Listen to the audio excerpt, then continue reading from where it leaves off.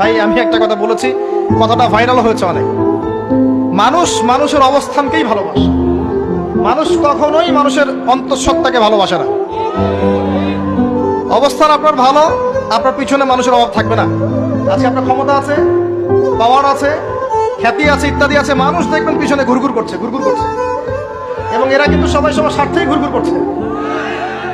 এর বাইরে আল্লাহ পাক কিছু মানুষের মনে আল্লাহর পক্ষ থেকে মহব্বত দেন, এটা আলাদা বিষয়। আপনি মানুষকে সন্তুষ্ট করতে পারবেন না।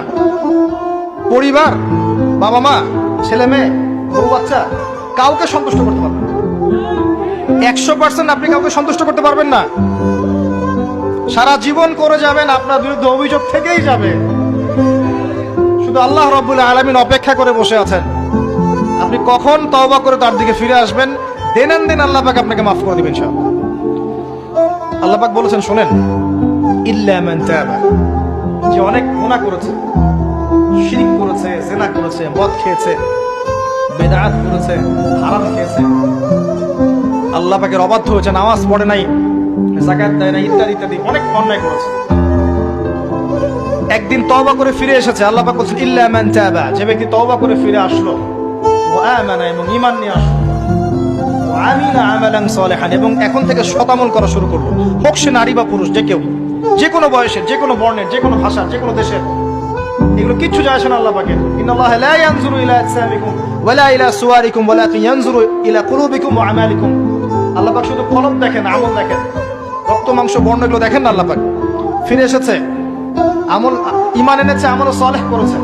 আল্লাহ পাক বলেছে, উলাইকা, এরাই তারা, ইউবাদদিলুল্লাহু সাইয়্যাতিহিম হাসানাত, এরাই সেই ব্যক্তি যাদের সমস্ত গুনাহকে আমি আল্লাহ নেকি দিয়ে পরিবর্তন করে দেব।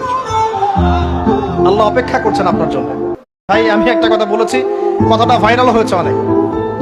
মানুষ মানুষের অবস্থানকেই ভালোবাসে। মানুষ কখনোই মানুষের অন্তঃসত্ত্বাকে ভালোবাসে না। অবস্থান আপনার ভালো, আপনার পিছনে মানুষের অভাব থাকবে না। আজকে আপনার ক্ষমতা আছে, পাওয়ার আছে, খ্যাতি আছে, ইত্যাদি আছে, মানুষ দেখবেন পিছনে ঘুরঘুর করছে এবং এরা কিন্তু সবাই সবার স্বার্থেই ঘুরঘুর করছে। এর বাইরে আল্লাহ পাক কিছু মানুষের মনে আল্লাহর পক্ষ থেকে মহব্বত দেন, এটা আলাদা বিষয়। আপনি মানুষকে সন্তুষ্ট করতে পারবেন না। পরিবার, বাবা মা, ছেলে মেয়ে, বউ বাচ্চা, কাউকে সন্তুষ্ট করতে পারবেন না। 100% আপনি কাউকে সন্তুষ্ট করতে পারবেন না। সারা জীবন করে যাবেন, আপনার বিরুদ্ধে অভিযোগ থেকেই যাবে। শুধু আল্লাহ রাব্বুল আলামিন অপেক্ষা করে বসে আছেন, আপনি কখন তওবা করে তার দিকে ফিরে আসবেন। দিন আল্লাহ পাক আপনাকে মাফ করে দিবেন ইনশাআল্লাহ। আল্লাহ পাক বলেছেন, শোনেন,